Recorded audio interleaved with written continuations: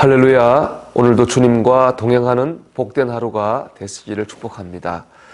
미국의 한 중환자 병동에 아주 심한 화상을 입고 온몸에 붕대를 감고 사경을 헤매는 10대 소년 환자가 있었습니다.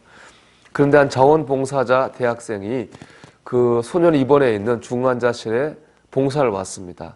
사실 그 청년은 잘못 들어왔습니다. 왜냐하면 중환자실에는 그런 자원봉사자가 들어올 수 없기 때문입니다. 이를 모른 그 대학생 봉사자는 소년의 기록을 보고 나이를 확인한 다음에 중학교 2학년 영어 문법을 가르치기 시작했습니다.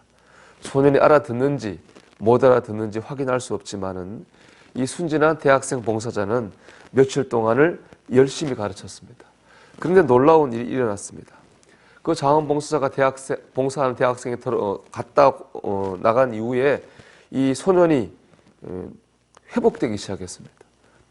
의사들은 이 소년이 회복할 가능성이 없다, 낮다 이렇게 판정했는데 이 소년의 상태가 기적같이 나아지기 시작했습니다. 한 주, 두 주가 지나면서 완전히 고비를 넘기고 거의 정상으로 돌아왔습니다. 다들 이 소년의 회복 원인에 대해서 궁금해할 수밖에 없었죠. 그 얼굴에 붕대를 풀던 날 소년에게 그 원인을 물어봤습니다. 그랬더니 소년이 이렇게 대답했습니다. 사실은 저도 살 가망이 없다고 스스로 포기하고 있었습니다. 그런데 한 대학생 형이 들어와서 다음 학기 영어 시간에 배울 동사 변화를 가르치기 시작해서 놀랐습니다.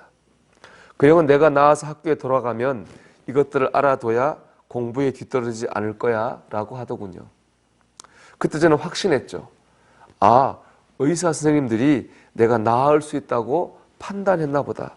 그렇지 않고서야 이렇게 붕대를 칭칭 감고 있는 나에게 다음 학기 동사 변화를 가르쳐 줄 리가 없겠지. 그리고 그때부터 마음이 기쁘고 소망이 생기기 시작했습니다. 그리고 몸이 회복되기 시작했습니다. 여러분, 소망은 힘이 있습니다.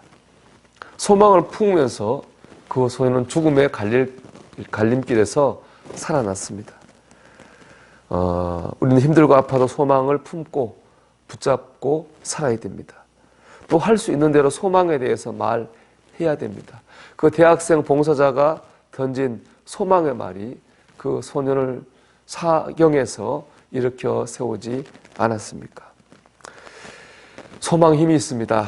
여러분, 오늘도 소망을 품고 소망을 말하는 가운데에 소망의 힘을 경험하는 저와 여러분이 되시기를 주의 이름으로 축원합니다. 오늘 본문도 소망에 대해서 말씀하고 있습니다. 본문이 말하는 소망은 두 가지입니다. 우리가 천국에서 주님을 뵐 것이라는 소망과 주님을 닮아가고자 하는 소망입니다. 이 두 가지 소망은 분명한 인과관계가 있습니다. 천국에서 주님을 뵐 것이라는 소망이 있기 때문에 주님을 닮아가야 되겠다고 하는 소망도 가지게 된 것입니다. 오늘 본문 28절을 보면요. 자녀들아 이제 그의 안에 거하라. 이는 주께서 나타내신 바 되면 그가 강림하실 때에 우리로 담대함을 얻어 그 앞에서 부끄럽지 않게 하려 함이라고 말씀합니다. 우리가 언젠가 주님 앞에 설 것입니다. 그때 주님 앞에 부끄러운 모습으로 서지 않도록 노력해야 됩니다. 이런 소망이 있기에 이런 말씀도 받을 수 있습니다. 3장 3절입니다. 주를 향하여 이 소망을 가진 자마다 그의 깨끗하심과 같이 자기를 깨끗하게 하느니라. 아멘. 주님 만날 소망이 있기에 우리가 주님처럼 깨끗하게 주님을 닮아갈 소망도 품게 되는 것이겠죠. 여러분, 주님 만날 그 나를 보면서 주님을 닮아가기를 소망하시기 바랍니다. 소망하셔야 됩니다. 왜냐하면 이 소망이 우리를 오늘도 풍성한 은혜의 삶으로 인도할 것이기 때문에 그렇습니다. 한 사업가가 있었습니다. 10년 동안 조경 사업을 했는데 사업이 큰 어려움을 만나 실패했습니다. 거기다 몸도 병들었습니다. 아무 희망도 없이 병실에 누워있는데 병실 복도에서 찬송 소리가 들려왔습니다. 누가 저렇게 기쁘게 노래를 부르고 있는가 싶어서 봤더니 청소부였습니다. 근데 그 청소부 팔이 한쪽이 없는 겁니다. 그는 그 청소부에게 당신은 직업도 청소부고 팔 하나도 성하지 않는데 뭐가 좋아서 그렇게 행복한 찬송을 부르고 있느냐라고 물었습니다. 그랬더니 그 청소부가 말하기를 제 겉모습은 이렇지만 제 마음속에는 천국에 소망이 있습니다 라고 말했습니다. 여러분, 우리가 오늘도 주께 주신 천국의 소망을 바라볼 때에 우리가 세상은 곤란하고 어려움이 있어도 우리 감사할 수 있고 기뻐할 수 있고 평안할 수 있을 줄 믿습니다. 오늘 주님께서 우리가 어렵지만은 좋은 길로 인도하실 거라고 하는 소망을 가지게 될 때, 그래서 주님을 의지하게 될 때에 우리가 견고한 삶을 살게 될 줄 믿습니다.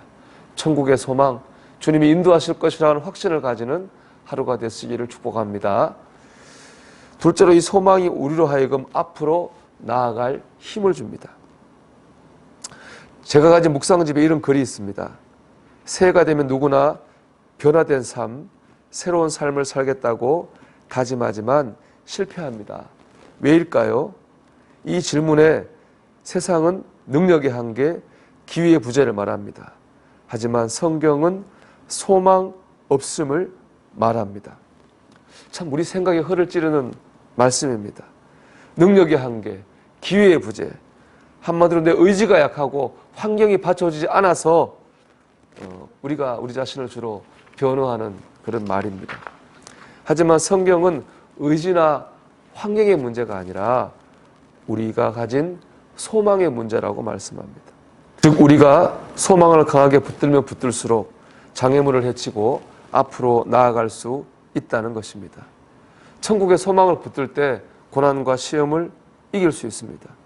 주님을 닮고자 하는 소망을 굳게 붙잡을 때 우리 자신과 환경을 이기고 더 나은 그리스도인이 될 수 있습니다. 어제 헬스장 사장님이 꿈이었던 한 30대 남자분에 대한 기사를 읽었습니다. 그는 원래 영문학을 전공했는데 운동과 건강에 관심이 많아서 운동을 했고 나중에 헬스장을 운영해야 되겠다고 하는 꿈을 가지고 있었습니다. 그리고 그 꿈을 이루기 여러 해 동안 자격증도 준비하고 돈도 모았습니다. 그리고 드디어 작년이죠. 작년에 송파구에 한 지하의 헬스장을 마련했습니다. 그런데 코로나가 오지 않았습니까? 너무나 어려움이 닥쳐왔습니다. 하지만 그는 회원들을 위한 짧은 동영상을 계속 제공하면서 어려움을 헤쳐나가기 위하여 노력하고 있었습니다. 그는 헬스장이 자신의 꿈이기 때문에 포기할 수 없다고 말했습니다. 그 기사를 보면서 그 젊은 사장님을 응원했습니다. 참 잘 됐으면 좋겠다라는 생각이 들었습니다. 여러분, 오늘도 여러분을 응원합니다. 하나님 주신 소망을 붙들고 앞으로 나아가는 여러분들이 잘 되기를 바라고 기도합니다. 오늘도 소망의 힘으로 하나님께 감사하고 성장하는 하루가 되시기를 주의 이름으로 축원합니다. 기도하겠습니다. 오늘도 주님 주신 소망 가운데서 그 소망을 붙들고 성장하는 하루, 승리하는 하루가 되게 해주시옵소서. 기도하겠습니다.